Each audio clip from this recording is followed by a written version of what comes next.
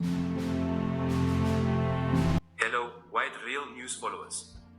Today, we're diving into a major development shaping Africa's political and security landscape, the strengthening bond between Russia and various African nations. Russian President Vladimir Putin recently delivered a powerful message of total support for African countries in their fight against terrorism and extremism, alongside pledges for economic development and self-determined cooperation. Before we begin, don't forget to hit subscribe to stay updated on crucial news and insights. At the recent summit held in the Black Sea resort of Sochi, Russian Foreign Minister Sergei Lavrov read out a speech from President Putin that assured African leaders of Russia's full support in multiple sectors, from defense against terrorism to sustainable economic development and food security. Putin's promise underlined that Russia's assistance comes with no conditions on governance, contrasting with Western aid often tied to democratic reforms and human rights requirements.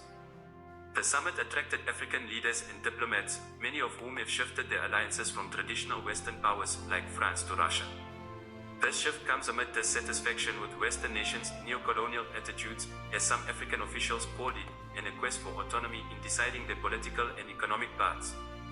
Several African countries, particularly in the Sahel region, are welcoming Russia's approach, as seen with comments from Burkina Faso's Foreign Minister Karamoko Jean-Marie Traoré and Mali's Foreign Minister Abdoulaye Diop. These leaders view Russia as a sincere partner, contrasting it with France and other Western countries.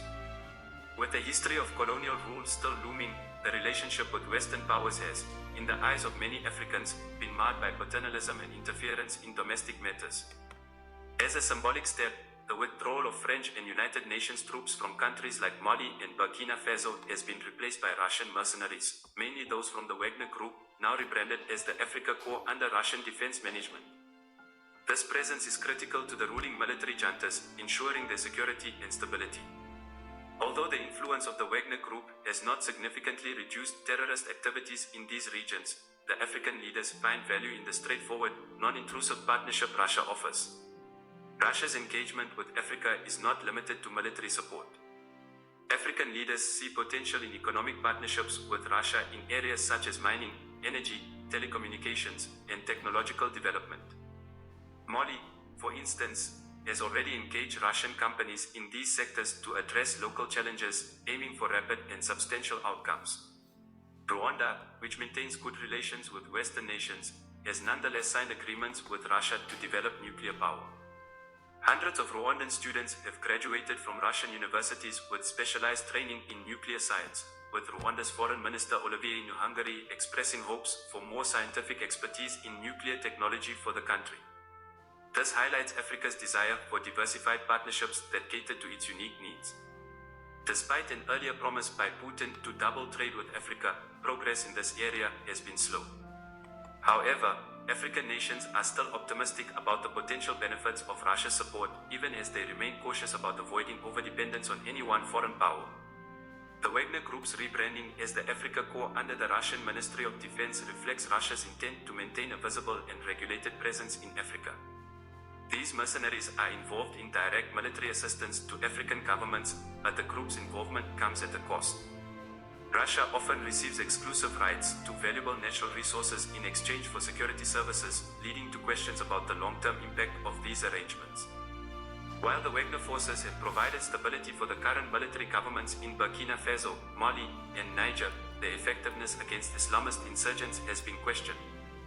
There has been little progress in reducing terrorism, with jihadist groups still conducting frequent attacks despite Wagner's presence.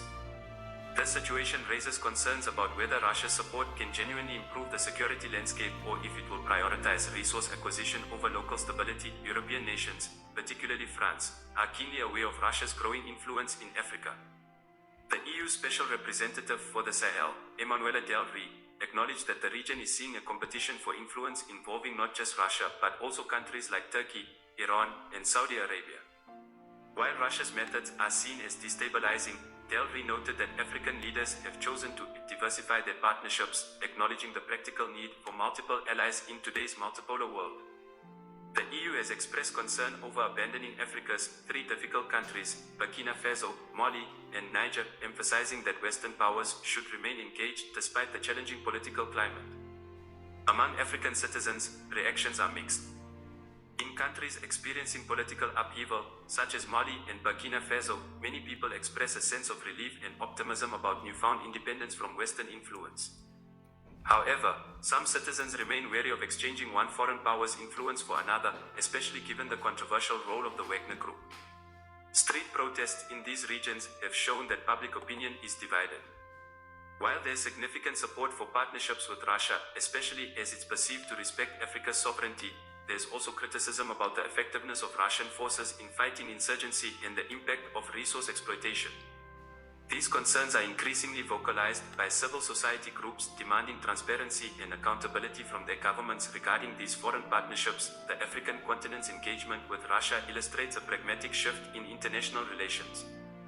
Many African nations are now shopping for alliances that respect their sovereignty and align with their interests, whether from Russia, China, or even non-traditional powers. This flexibility helps African nations leverage their relationships in ways that maximize development and security without being bound to any single power bloc. African leaders argue that this is not a rejection of the West, but rather a diversification strategy. Leaders like Rwanda's President Paul Kagame have noted the benefits of having multiple partners that provide Africa with resources, expertise, and development opportunities. As Russia extends its influence in Africa, the region is undergoing a period of significant realignment in its foreign relations. African countries are diversifying their partnerships and asserting greater independence from traditional Western powers, turning toward countries like Russia that offer support with fewer political strings attached. However, the impact of this shift remains complex, with concerns about long-term stability and resource sovereignty. Thank you for reading this in-depth analysis on White Real News. Don't forget to subscribe to stay updated on all the critical developments in Africa and beyond. Keep watching for more comprehensive news and perspectives on the world's most pressing issues.